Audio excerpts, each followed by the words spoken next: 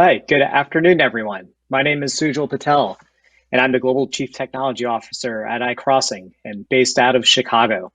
I'm excited to talk to you today about using artificial intelligence and machine learning to improve customer experiences and accelerate innovation.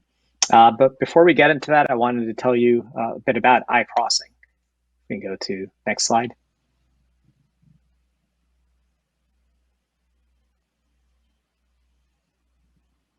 The next slide. So iCrossing is a full service advertising agency. We have capabilities in strategy, creative, content, media, data, and technology. But we're much more than an agency. We are a growth partner. Next slide. Next slide. We orchestrate the right mix of our diverse talent to drive business outcomes and tackle the toughest business challenges with people-centric mindset for our clients. We are owned by Hearst, which is a media powerhouse that owns content brands such as ESPN, Oprah Magazine, Cosmopolitan, Food Network Magazine, and A&E Networks. The picture that you see in the slide is our Hearst Tower in New York City, which is a beautiful building just outside of Central Park. We have offices around the world, including our iCrossing office in Mexico City. Go to the next slide. So let's jump into the main part of the presentation. Here we have a quote from Forbes that says, by 2025, an estimated 95% of customer interactions will be supported by AI technology. It's an interesting prediction. For some people, one might argue that we're already there. I feel I'm sort of already there with the interaction points that I have. I see it in my social media platforms that I use with products that may be recommended to me or content that I want to see. When I'm using my television and looking at Roku or Netflix, I see it with shows that they may recommend or things that I may want to look into. Or even in my shopping experiences where they may recommend a product or cross-sell a product. Next slide.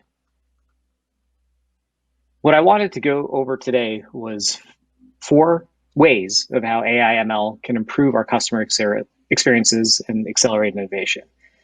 Some of these things are things you can start doing today, while others are things that you're starting to gain traction, but really are being used by early adopters. And move to the next slide. So we'll start off with the first one, and that's evolution of virtual assistants. So virtual assistants, they're not anything new. They've been around for quite some time now. But with COVID-19, we have seen one of the greatest accelerators of digital transformation and innovation. This includes the ways we interact with one another, the processes that we use, the scale of what can be done virtually versus what can be done by human touch points. And so with virtual assistants specifically, we have seen them go from doing rudimentary tasks like answering common questions, addressing basic customer service issues, simple purchases, to become more intelligent, being able to do sort of research on products you buy, much more complex issue resolution, and commerce that is personalized.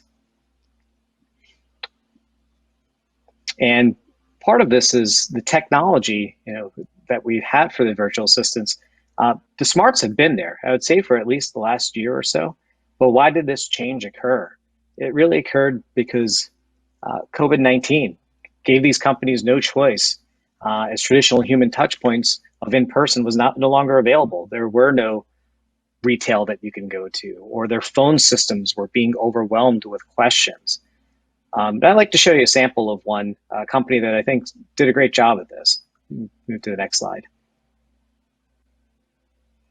United Airlines, as you can imagine, with COVID, understanding what is happening at the airports and on flights was a big concern for folks. United did a great job in coming out with these United Automated Assistants, which was a text-based tool, which they brought out in July. And what this tool allows for is the United customer to get up-to-date information on things United typically weren't talking about before.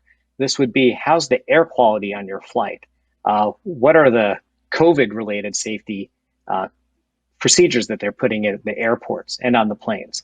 It also answered much more intelligent questions, such as impact of flight delays or reroutes, or people were concerned with like having someone in the middle seat. So it did a good job of answering these much more complex questions that virtual assistants typically didn't answer before. And while this tool is in its first release, it shows a lot of promise of what can be done. We're going to move to our second example here, and that's moving towards autonomous testing. So when I first started in technology, and it was about 24 years ago when I graduated university, I would say that AI, ML, and even automation were barely fathomable concepts in the software testing industry. They weren't part of core practices. Since then, automated testing has become sort of the cornerstone practice of teams looking to do modern development approaches that use Agile and DevOps, or really to simply keep up with the market demand for producing high quality software. So AI and ML have begun to weave their way into testing and development with automated testing tools incorporating intelligent algorithms into product features that can be leveraged by QA teams to enhance testing. Go to the next slide. And what you see here is a model. This model is inspired by the SAE International's level of driving automation. And in this model, what you see is if you take a look at like autonomous cars that are able to drive themselves, they've applied this model and sort of modded it to apply to testing. So in the top, you see it's level 1 where it's manual testing. This is sort of the basic testing where you may have a test script and you do the testing manually. And as you move from levels 1 through 6, you'll see where automation comes into play into levels 2 and 3. But it is still monitored by a human. And then as you move through levels 4, 5, and 6, you see this non-monitored testing, where levels 4 and 5 come into play. Think of things that you may be running in your CI/CD process, for example. And then you see level 6, which is the autonomous testing.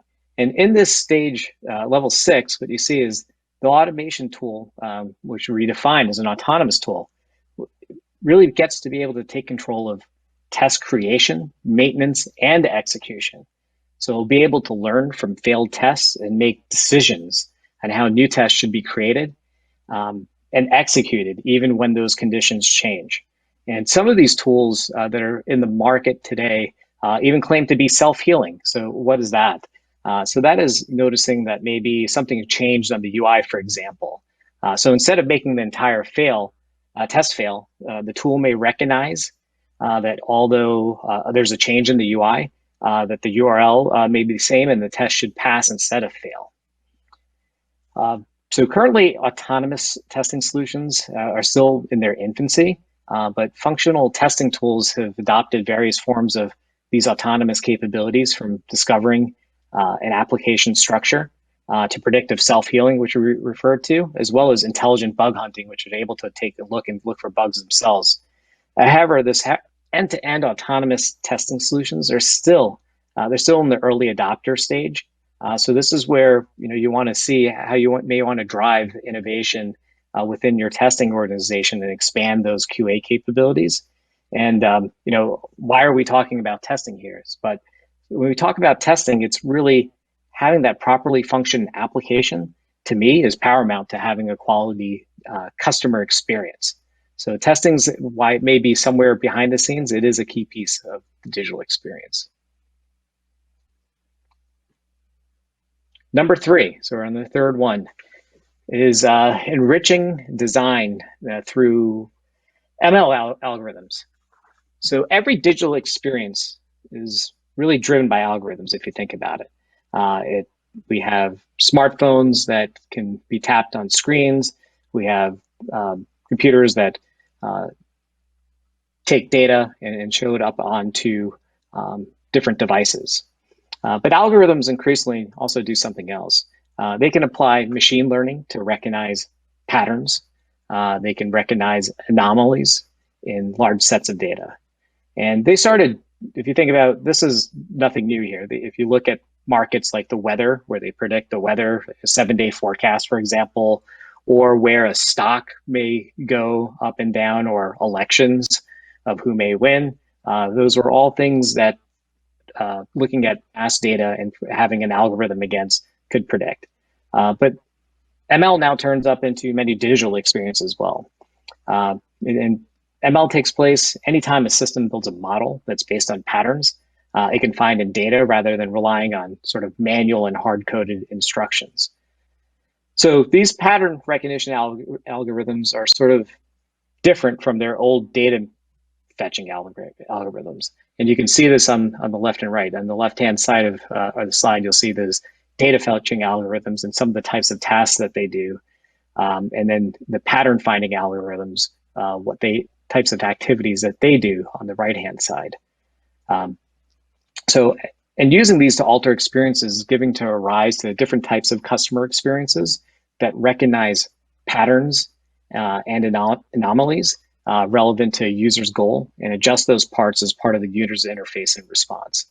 So in these customer experiences, they can be very powerful tool for experienced designers and creative to use.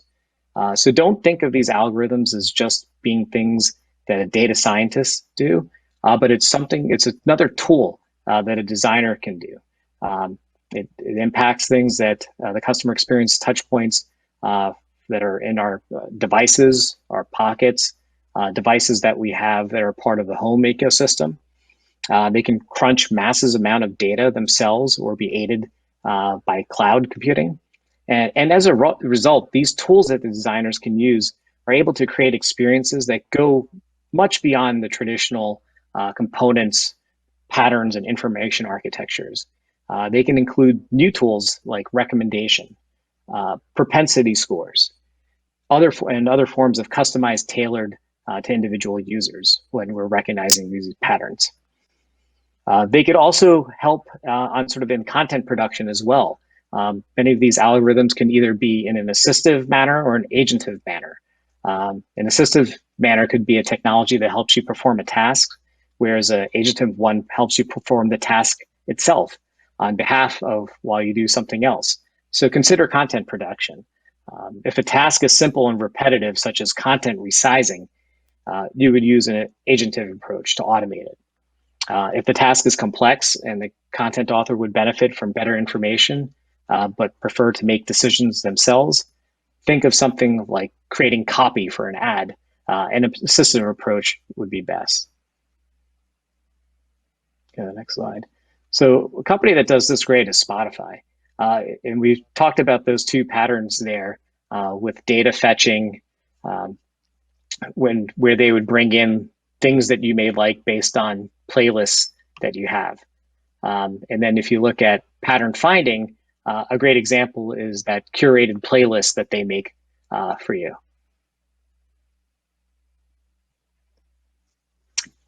And finally, our fourth is deliver faster and more insightful measurement. So, AI has a wide range of applications when coupled with companies' customer data.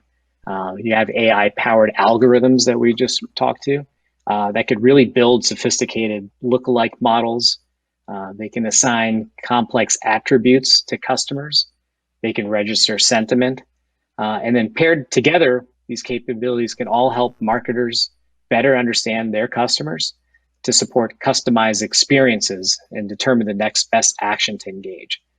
If we think about this, with AI, you're able to sort of pick up customers' sentiment and intent, which can allow empathetic marketing when it's needed. Marketers can use this AI to develop deeper understandings of their customers and prospects. As part of the AI sort of tool shed, things like speech and text analytics, sentiment analysis allows marketers to interpret those signals from prospects or customers regarding their context and what stages of the customer lifecycle they're in. Marketers can also demonstrate empathy by using AI to understand customers' context and then driving them into influencing choices. You can also analyze behaviors to identify your best or at-risk customers. So AI allows marketers to craft smarter conversations and strategies around their customers, and also find out if existing customers are likely to churn. It allows them to build richer profiles where marketers can shift away from more traditional transactional interactions to strategic engagement-driven ones. And a lot of this is really having that data sets and collecting that data, which a lot of the modern marketing tech stacks allow you to do. And then finally, AI's ability to deliver deeper insights in less time lends itself to more advanced marketing measurements.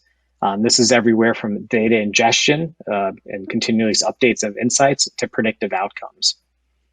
We're going to look at one example here. Next slide. So Duncan, again, another COVID example. There's plenty out there, but I found this one to be interesting. So this is one from Placer AI, where they take a look at trends for Duncan. Duncan is a brand.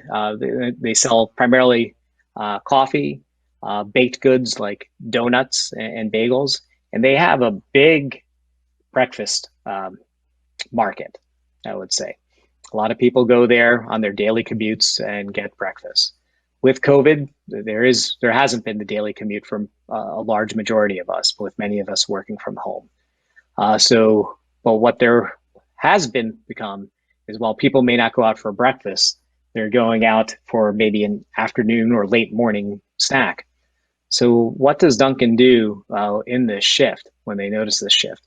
And if you look at these numbers, you can see from the blue, red, and green, you almost see the reverse happening from over time, where what was once a powerful breakfast market has now shifted to a mid-morning.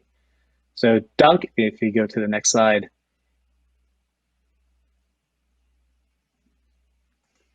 What Duncan has done is they sort of shifted. One, they came up with a new product, and second, they shifted where it may be traditionally had. So instead of having breakfast sandwiches with bacon, they know people are coming in late morning. You may not need a full meal in the morning, but you may have a snack or in the afternoon. The stats show that. But they were really ahead of the game of sort of predicting that this would happen and using data to do so. And they were able to come up with a new product, this snacking bacon, based on something that they already had. And this is sort of a nice offering for those who are looking to get sort of a morning drink or an afternoon drink to pair with their coffee. So those are the 4 examples that I wanted to share that really talked about how AI and ML can be used to really drive customer experience, as well as look at innovative ways to take a look at AI and how it can either further expand like your testing process or add additional tools to your design team and development teams. I'd like to open it now for any questions. Hello, Sujal. We have one question for you. Hello. What is the most Sure. important aspect to consider for AI in the future? It's interesting. That's a great question. AI is continually evolving technology set. And while I talked a lot about algorithms here, the one important thing, at least from a marketing standpoint, is for a vast majority of things, you can use algorithms that are already been defined by different, whether technology or data vending companies, and understanding how those are used. My presentation talked quite a bit about the positive context of AI. There's also the negative context of AI. Some trends that may come in result may bring up bias in some of the things that you may want to show. A great example of this is, while not necessarily marketing related, in recruiting, there have been some examples where the AI has been used and they've shown a bias to making recommendations of only men and not considering women as for roles. In other cases, we talked about bots. We have seen cases where people would sort of mess around with the bot, and ultimately through self-learning, the bot would become, would say either bad things or racist things. So it's very important to sort of counter that. But for those going through the journey, there are a lot of offerings from companies that can sort of help you um, with AI without having to build models and algorithms yourself. Thank you, Sujal. We have Yeah. 30 seconds for the close. Thank you again. No, thank you. Well, thank you, IAB Mexico, and for all of you who've attended my session. Please reach out if you can go to the next slide. Oh, I had my email on the slide. Please reach out to me if you'd like to discuss anything that I presented. It's always great to connect, and I appreciate you taking the time to listen to me.